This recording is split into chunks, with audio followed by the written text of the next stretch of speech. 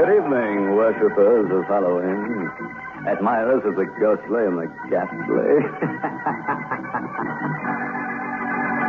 Welcome to my chamber of horrors. And let me tell you a terrible tale of terror.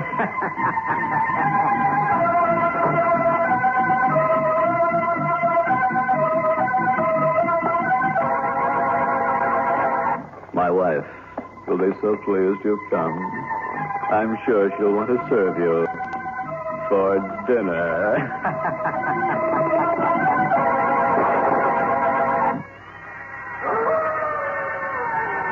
Come over here by the coffin, won't you? But leave your coat on. I'm going to tell some chilling stories tonight. Bone-chilling on this Halloween. That's right. Bundle up tight. It would really be a pity if you caught a cold, because then you might leave here coughing. Or should I say, in a coffin.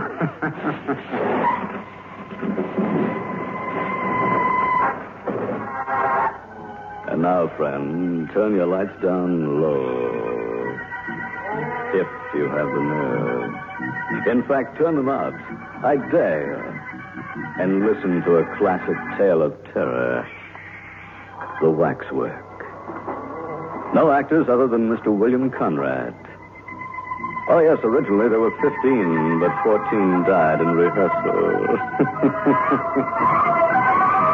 Leaving only Mr. Conrad to carry on. So here he is. In The Waxwork.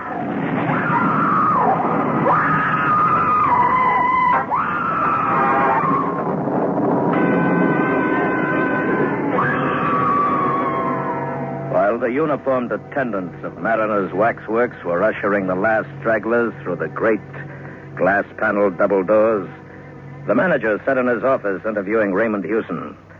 The manager was speaking. Oh, there's nothing new in your request, sir. And in fact, we refuse it to different people, mostly young bloods who've tried to make bets about 3 times a week, I should say. We have nothing to gain, something to lose by letting people spend the night in our murderer's den. If I allowed it and some young idiot lost his senses, what would be my position, eh? But your being a journalist somewhat alters the case. Hewson smiled. I suppose you mean that journalists have no senses to lose. No, of course not. But one imagines them to be responsible people. Well, besides, we have something to gain here. Publicity and advertisement. Yes, exactly, said Hewson. And there I thought we might come to terms. The manager smiled. Yes, I know what's coming. You want to be paid twice, do you? You know, it used to be said years ago that Madame Tussaud would give a man £100 for sleeping alone in the Chamber of Horrors. Well, I hope you don't think that we've made any such offer. What is your paper, Mr. Hewson? Well, I'm freelancing at present, sir, working on space for several papers. However, I would find no difficulty in getting the story printed. I'm sure the Morning Echo would use it like a shot. A night with Mariner's murderers. No live paper could turn it down, sir. Yes. How do you propose to treat it? Well, I shall make it gruesome, of course. Gruesome with just a saving touch of humor. The manager nodded and offered Hewson his cigarette case. Very well, Mr. Hewson. You get your story printed in the Morning Echo, and there'll be a £5 note waiting for you when you care to come and call for it. But, first of all, you realize it's no small ordeal that you're proposing to undertake. I'd like to be quite sure about you.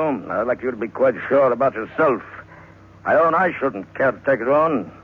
I should hate having to sleep down there, alone, among them. Why? Asked Hewson. Oh, I don't know. Isn't any reason, I suppose. I don't believe in ghosts. If I did, I should expect them to haunt the scene of their crimes or the spots where their bodies were laid, instead of a cellar which happens to contain their waxwork effigies. Well, it's just that I couldn't sit alone among them all night with her seeming to stare at me in the way they do. After all, they represent the lowest and the most appalling types of humanity. Well, the whole atmosphere of the place is unpleasant. And if you're susceptible to atmosphere, sir, I warn you, that you're in for a very uncomfortable night. Houston had known that from the moment when the idea first occurred to him. His soul sickened at the prospect. But he had a wife and a family to keep. So here was a chance not to be missed. The price of a special story in the Morning Echo with a £5 note to add to it. Besides, if he wrote the story well, it might lead to an offer of regular employment. The manager smiled at him and rose. Well, I think the last of the people must have gone by now. There is one condition I'm afraid I must impose upon you, sir. I must ask you not to smoke. We had a fire scare down on the murderer's den this evening. I don't know who gave the alarm, but whoever it was a false one. Fortunately, there were very few people down there at the time, or there might have been a panic. Now, if you're ready, we'll make a move.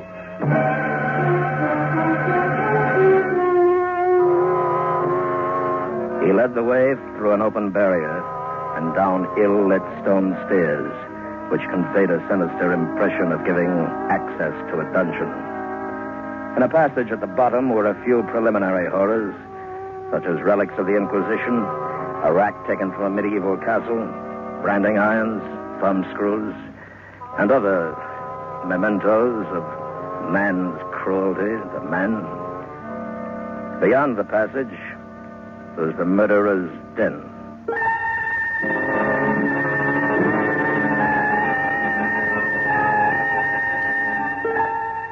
It was a room of irregular shape, with a vaulted roof and dimly lit by electric lights, burning behind inverted bowls of frosted glass. It was, by design, an eerie and uncomfortable chamber, a chamber whose atmosphere invited its visitors to speak in whispers. The waxwork murderers stood on low pedestals with numbered tickets at their feet. Recent notorieties rubbed dusty shoulders with the old favorites. Fertel, the murderer of Weir, stood as if frozen in the act of making a shop window gesture to young Bywaters. And there was Lefroy, the poor half-baked little snob who killed for gain so that he might ape the gentleman. Within 5 yards of him sat Mrs. Thompson, that erotic romanticist hanged to propitiate British middle-class matronhood. Charles Peace, the only member of the vile company who looked uncompromisingly and entirely evil, sneered across a gangway at Norman Thorne. Brown and Kennedy, the two most recent additions, stood between Mrs. Dyer and Patrick Mahan. The manager, walking around with Houston, pointed out several of the more interesting of these unholy notabilities. That's Cribbin. I expect you recognize him, insignificant little beast who looked as if he couldn't tread on a worm. Oh, and that's Armstrong. That looks like a decent, harmless country gentleman, doesn't he? And there's old Vaquier. You can't miss him, of course, because of his beard. And this one... Who's that? Houston asked in a whisper. Here, come here. Have a good look at him. This is our star turn. He's the only one of the bunch that hasn't been hanged.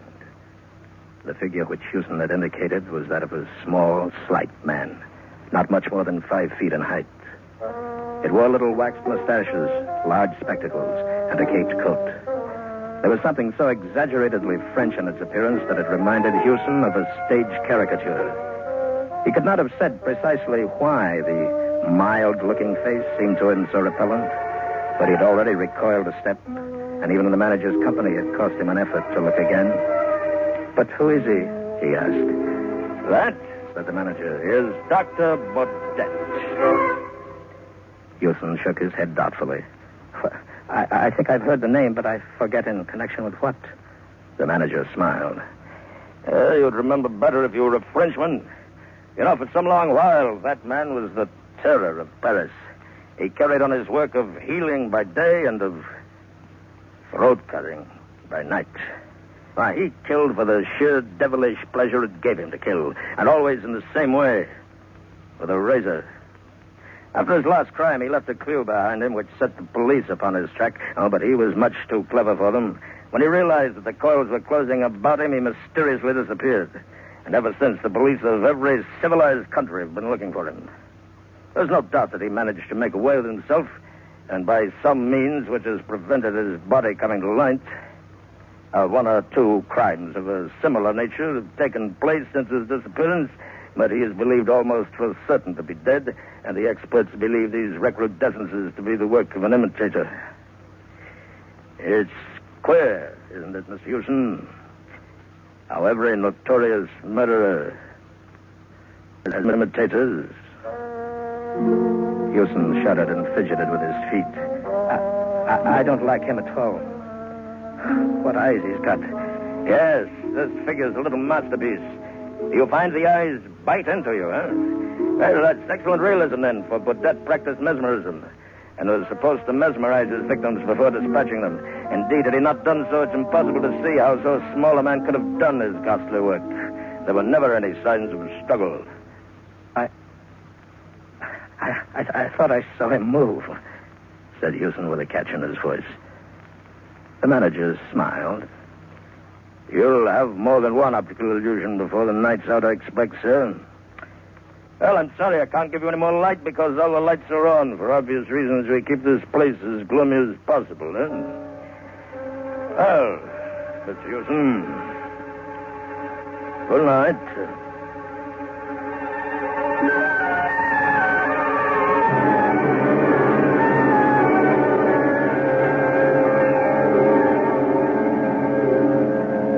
Hewson wheeled a swivel chair, a heavy one upholstered in plush, a little way down the central gangway, and deliberately turned it so that its back was toward the effigy of Dr. Baudet.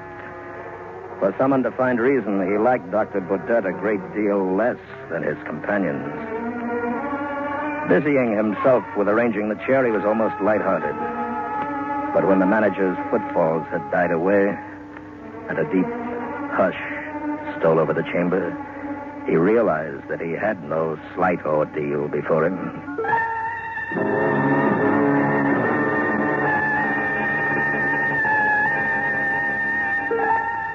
Among the many figures standing in stiff, unnatural poses, the effigy of the dreadful little doctor stood out with a queer prominence, perhaps because of a steady beam of light beat straight down upon it. Hewson flinched before the parody of mildness which some fiendishly skilled craftsman had managed to convey in wax, met the eyes for one agonized second, and then turned again to face the other direction. He's only a waxwork like the rest of you, Hewson muttered defiantly. You're all only waxworks. They were only waxworks, yes. But waxworks don't move. Oh, not that he had seen the least movement anywhere, but it struck him that in the moment or two while he'd looked behind him, there had been the least subtle change in the grouping of the figures in front. Crippen, for instance, seemed to have turned at least 1 degree to the left. Or, thought Hewson, perhaps the illusion was due to the fact that he had not slewed his chair back into its exact original position. Oh, but there were Brown and Kennedy, too. Surely one of them had moved his hands. Hewson held his breath for a moment and then drew his courage back to him as a man lifts a weight. He took a notebook from his pocket and wrote quickly, Memo, deathly silence and unearthly stillness of figures, like being at bottom of sea. Hypnotic eyes, Dr. Baudet. Figures seem to move when not being watched.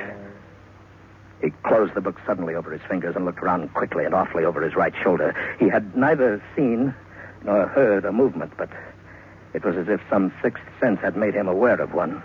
He looked straight into the vapid countenance of Lefroy, which smiled vacantly back as if to say, it wasn't I. No, of course it wasn't he, or any of them. It was his own nerves. Or was it? Then why all that silent unrest about him? A subtle something in the air which did not quite break the silence and happened whichever way he looked, just beyond the boundaries of his vision. He swung round quickly to encounter the mild but baleful stare of Dr. Baudet. And then without warning, he jerked his head back to stare straight at Crippen. He'd nearly caught Crippen that time. You'd better be careful, Crippen, and all the rest of you. If I do see one of you move, I'll smash you to pieces. Do you hear? He ought to go, he told himself. Already he'd experienced enough to write his story, or 10 stories for the matter of that. Well, then, why not go? The Morning Echo would be none the wiser as to how long he'd stayed. Nor would it care so long as his story was a good one. Yes, but the manager...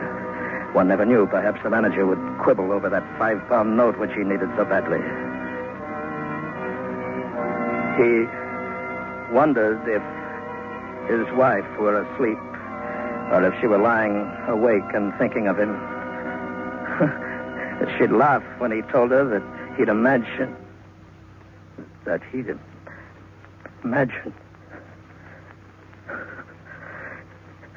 This was a little too much. It was bad enough that the waxwork effigies of murderers should move when they weren't being watched, but it was intolerable that they should breathe. Somebody was breathing. Or was it his own breath which sounded to him as if it came from a distance? He sat rigid, listening, straining, until he exhaled with a long sigh. His own breath, after all. Or, if not, something had divined that he was listening and had ceased breathing simultaneously. Houston turned his head swiftly around and looked all about him out of haggard and hunted eyes. Everywhere his gaze encountered the vacant, waxen faces. And everywhere he felt that by just some least fraction of a second he had missed seeing a movement of hand or foot, a silent opening, a compression of lips, a flicker of eyelids, a look of human intelligence now smoothed out.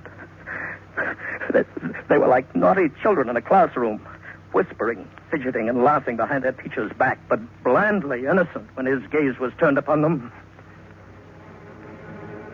No, this would not do.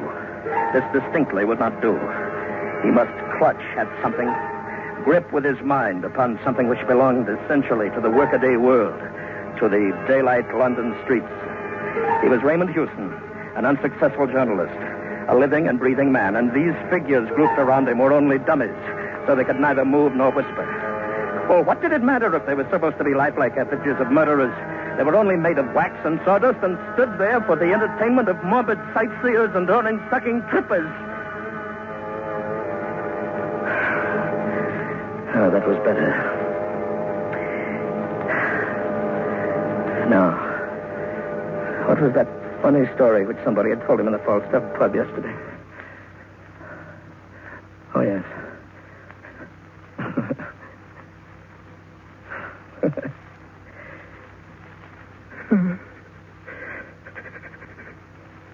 He recalled part of it, but not all. For the gaze of Dr. Baudet urged, challenged, and finally compelled him to turn. Houston half turned, and then swung his chair so as to bring him face to face with the wearer of those dreadful hypnotic eyes. His own eyes were dilated, and his mouth at first set in a grin of terror, lifted at the corners in a snarl, and then Houston spoke and woke 100 sinister echoes. You moved! Yes, you did! You moved! I saw you! You moved!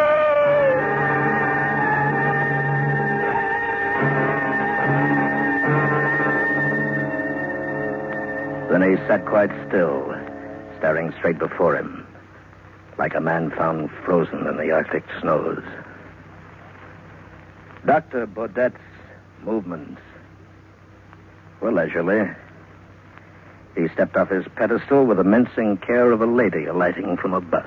The platform stood about 2 feet from the ground.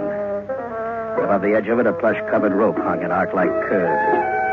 Dr. Baudet lifted up the rope until it formed an arch for him to pass under, stepped off the platform, and sat down on the edge, facing Houston. Then he nodded and smiled and said, Good evening. I need hardly tell you that not until I overheard the conversation between you and the worthy manager of this establishment did I suspect that I should have the pleasure of a companion here for the night. Or you cannot move or speak without my bidding. But you can hear me perfectly well. Something tells me that you are, shall I say, nervous? My dear sir, I have no illusions. I am not one of these contemptible effigies miraculously come to life. I am Dr. Boothead himself. He paused, coughed, and shifted his legs. Pardon me, but I am a little stiff. Please, let me explain. Circumstances with which I need not fatigue you have made it desirable that I should live in England. I was close to this building this evening when I saw a policeman. Regarding me, I thought a little too curiously. I guessed that he intended to follow and perhaps ask me embarrassing questions, so I mingled with the crowd and came in here. A coin bought my admission to the chamber in which we now meet, and an inspiration showed me a certain means of escape. I raised a cry of fire, and when all the fools had rushed to the stairs, I stripped my effigy of the caped coat which you behold me wearing, donned it, hid my effigy under the platform at the back, and took its place on the pedestal. The manager's description of me, which I had the embarrassment of being compelled to overhear, was biased, but not altogether inaccurate. Clearly, I am not dead, although it is as well that the world think otherwise, no? His account of my hobby, which I have indulged for years, although through necessity less frequently of late, was in the main true. For you see, the world is divided between collectors and non-collectors. With the non-collectors, we are not concerned, eh? The collectors collect anything according to their individual taste, from money to cigarette cards, from malls to matchboxes. I collect throats. He paused again and regarded Hewson's throat with interest, mingled with disfavor. I am obliged for the chance which brought us together tonight, and perhaps it would seem ungrateful to complain. From motives of personal safety, my activities have been somewhat curtailed of late years, and I am glad of this opportunity of gratifying my somewhat unusual whim.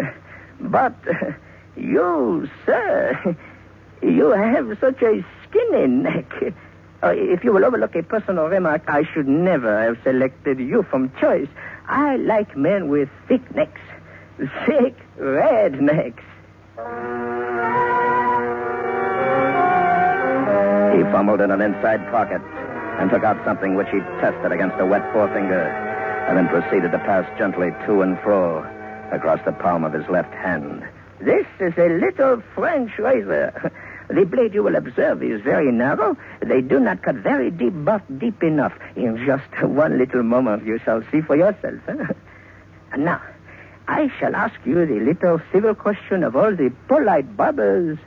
Does the razor suit you, sir? He rose up, a diminutive but menacing figure of evil, and approached Hewson with a silent, furtive step of a hunting panther. You will have the goodness to raise your chin a little, eh? Thank you. And a little more, just a little more. Thank you. Merci, monsieur. Merci, merci. Merci.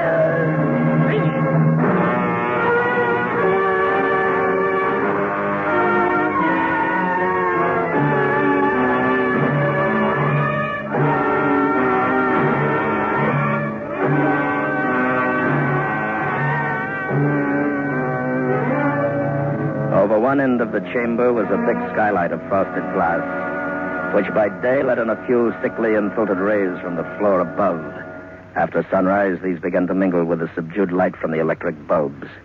And this mingled illumination added a certain ghastliness to a scene which needed no additional touch of horror. The waxwork figures stood apathetically in their places, waiting to be admired or execrated by the crowds who would presently wander fearfully among them. In their midst, in the center gangway, Hewson sat still, leaning far back in his swivel chair. His chin was up-tilted as if he were waiting to receive attention from a barber. And although there was not a scratch upon his throat, nor anywhere upon his body, He was cold and dead. Dr. Baudet, on his pedestal, watched the dead man unemotionally. He did not move, nor was he capable of motion. But then, after all, he was only a waxwork.